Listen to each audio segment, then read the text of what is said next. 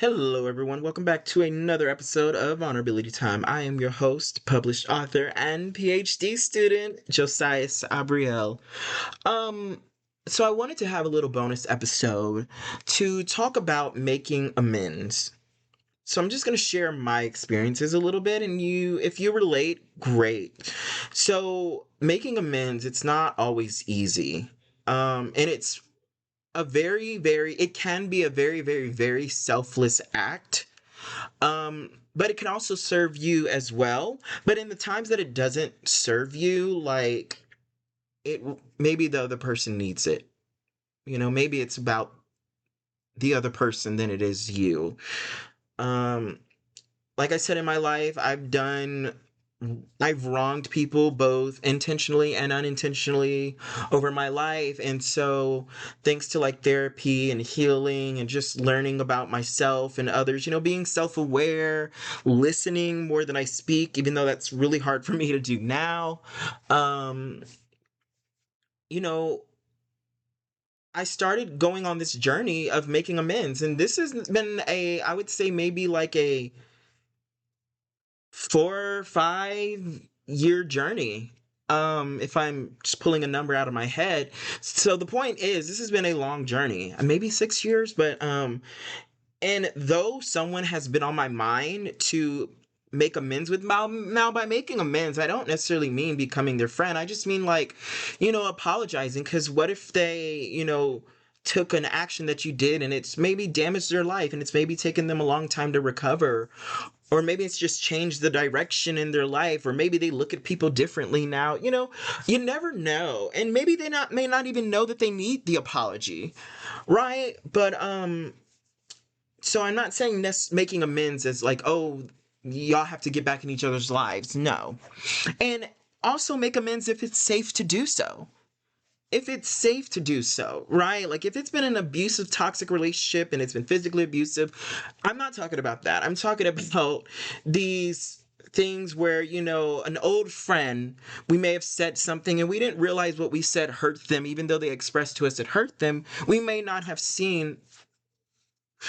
I'm sorry, y'all. I looked at the clock, and one clock says 11:11 and the other clock says 10:10. Those are both angel numbers. Whew. Wow, that's been powerful.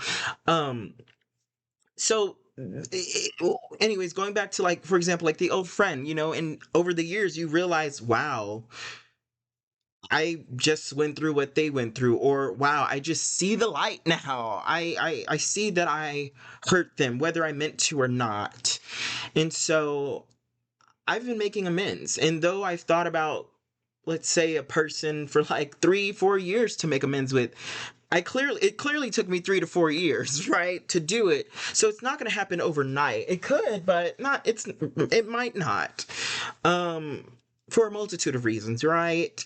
So I just wanted to share that, because I also thought about it like in a selfish way. And I don't mean selfish in a bad way, I mean it in a more subjective way. So for those who don't know what subjective means, it's basically like it's not either good or bad. It just is, and it's the person that can make it good or bad. For example, like money. Like money isn't inherently bad. So people can use it for good. People can also use it for, evil things. So that's what subjective means. But without those actions, money would just be money. It just would be is. It wouldn't be anything, just is. So, yeah, I lost track of what I was saying, but I just wanted to share that. Oh yeah, I thought about it selfishly, right? I'm like, there have been people that I in the past wished would have apologized to me. Though I got through it eventually, of course, an apology would have got me through it quicker. Sometimes it wouldn't, but I promise you, sometimes it would. Sometimes it fucking would. Um, so I was like, you know what? I have the power to alchemize this. I have the power to be that person that I wish I had. I have the power to do that for someone else. So I'm going to do that. And not only has it healed me, but I know it's healed other people. And of course, it has good for me, but it's also mostly about the other person. Not saying that you won't get benefit. And it's okay that, it's also like about you too. It just, it can be 50-50, or it can be like mostly about the other person, so that's how I'm looking at it through my own lens. Um but is there someone in your life that maybe you've been wanting to make amends with? Maybe they've been on your heart. Doesn't mean you got to let them black in your doesn't mean you got to let them back in your life. Doesn't mean that y'all got to become friends again.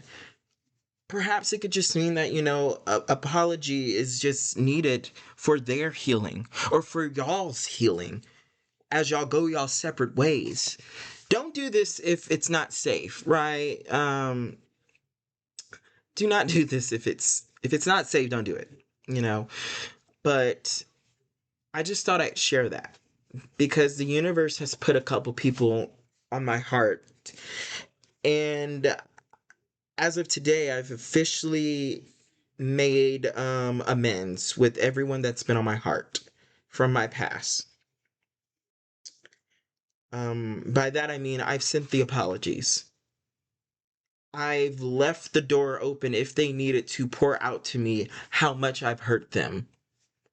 If they needed to cuss me out, if they needed to yell at me, if they needed to block me, like I've allowed that room. None of them cussed me out. The worst someone did was just not respond, right? But most of them, responded, right? And it's very enlightening to see how much they actually needed that apology. And the reason why I left the door open for them to, if they need to cuss me out, if they need to pour out to me, you hurt me so fucking much back then. It's insane. How dare you? Like, the reason why I left that door open is because this is about their healing, and I gave them a burden that did not have their name on it. Return to sender, right? Return to sender. So all that baggage and burden and anger and frustration that they have carried for so long, if they were to release that back onto me, I'm going to allow them. I'm going to allow them, because it was never their burden or problem to begin with. I just gave it to them. That's for me to carry, not them.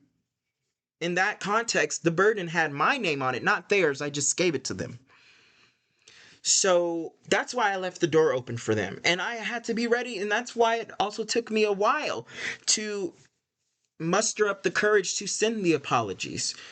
Because I'm not just apologizing, I'm also making a conscious decision to leave the door open and tell them, hey, if you need to cuss me out, if you gotta tell it to me straight, do it. Do it. It was never their burden to carry, but they carried it. And though the burdens were not mine to carry, it's my responsibility to heal it, to not pass those burdens down, to not pass them to other people in different ways, to not have what happened to me, all the like verbal and physical abuse, especially the verbal abuse, to not pass that down to others, right? And so I'd rather apologize now to help them on their journey than to just think about apologizing and not actually do it. We just never know how impactful our actions are to someone if we're not in their shoes, or if we don't see their emotion, right? But yeah, and I know it's not easy to admit when you're wrong, especially if you didn't intend to, or even if you did intend to. It's not easy to admit when we're wrong. For me, sometimes it's easy, sometimes it's not. Sometimes when I'm stating something and someone corrects me, I kind of switch up my story to make it seem like, oh, I meant that, but also this is like, oh, the minority of the case. So this still happens, but and I'm noticing that I have I'm developing a, or have developed, out of nowhere, have developed, that insecurity with being right or being wrong. You know, so I know it's not easy to admit when you're wrong or show that you are wrong and be vulnerable enough to be wrong. At least for me, I was not raised to, admit when you're wrong. Those weren't the examples. For example, my parents or adults, I was not around that environment where I saw adults apologizing when they made a mistake or admitting when they're wrong. And what did that unintentionally teach the kids, right? Like, what is that unintentionally teaching people that look up to us? Is that, hey, when you're an adult, do not admit when you're wrong. So that's what I learned. Now, I say unintentionally because my parents were not intending to teach me that. I know that for a fact. They taught me a lot of bullshit, but I can tell that they did not intend to teach me that. But I mean, they could never apologize to their kids if it saved their life. They would not apologize ever. They will never apologize, and they're not going to apologize. Um, but like, growing up with that, like, what does that teach us? Like, I've heard some adults, and by some adults, I'm talking teachers growing up in elementary school, say sorry to so and so that you stole their toys during a recess so you could play with them. I didn't steal toys, but I'm just using an example. And they would say, apologize to Johnny. Yeah, that's cool and all, telling kids to apologize to each other, but when you're being told that, but you're not being shown that, it hits differently, right? You kind of learn it differently, like if you're being told something but not shown something, that can be confusing to the kids. So it's not, especially if we're like stuck in our ways, right, as like adults, it's not easy to admit when we're wrong, but that doesn't mean we can't do it. It doesn't have to happen overnight. You can sit with it for like years. You can sit with it for years. And then, 5 years later, you're like, it's time. It's time for me to apologize. Don't wait too long. They might die. But, you know, it's okay if it doesn't happen overnight. You know, I think my advice, take it or leave it. You don't have to take the advice. I don't want to offer unsolicited advice. That's one of the things that I hate. But I want to say, what's helped me, how about this? What's helped me is in the realm of, being insecure to be, having the insecurity of being right or wrong. It's to have grace on myself. Have grace on yourself and be aware, be self aware in that moment. Be grounded. Try grounding. Being like, okay, I'm sitting or I'm standing still, I'm wearing green clothes or something like that. Do some grounding techniques. If you don't know what it is, go and Google it. That'll explain it better than I can. Um, I can even learn some things about grounding. But to be self aware in the moment, to be present in the moment, and just recognize yourself having resistance to admitting when you're right, or excuse me, admitting when you're wrong. um so that's all I wanted to share. You were loved. You were worthy of the apologies from those who have wronged you. Though you may not have gotten the apologies, you are worthy of the apologies. There's some people that we will never ever contact again. Doesn't have to be something abusive. Maybe we just don't have their phone number or don't know their social media, and that they need to apologize to you. I want you to know you are worthy of the apology. And though it may be harder, you can still give yourself that apology. You can still give yourself that apology. How did I do it? I went to therapy. I went to therapy, and had them help me with all the complex things until I, developed enough tools to do a lot of things on my own. I didn't get here on my own though. So,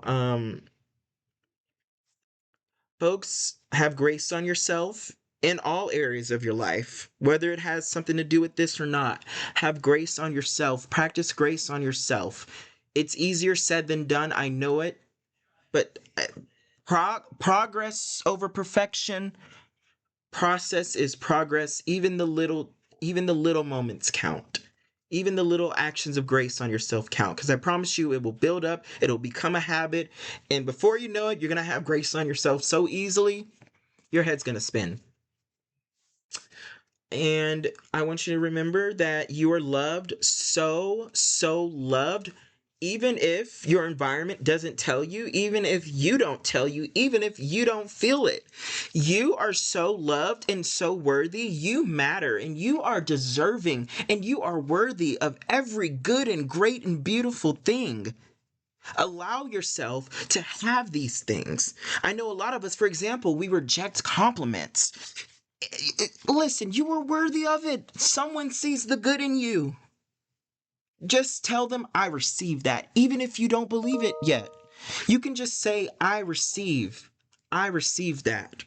Train your brain. It took me about 2 years of saying, or a year and a half of saying, I receive that compliment for my brain and my body to actually start to receive it. So now when someone compliments me, I say I receive it. And I actually mean it now, but I didn't mean it at first. Folks, you are worthy and deserving of good things. You are worthy, deserving of good, great, and beautiful things. And I want you to hear it. So if no one has told you that today or in your life or this year or last year, allow myself to be the first and allow yourself to be the second. You are worthy, deserving of loving, good, great, and beautiful things. And I'm so proud of you for holding on. I'm so proud of you. And I will see y'all next time on Vulnerability Time.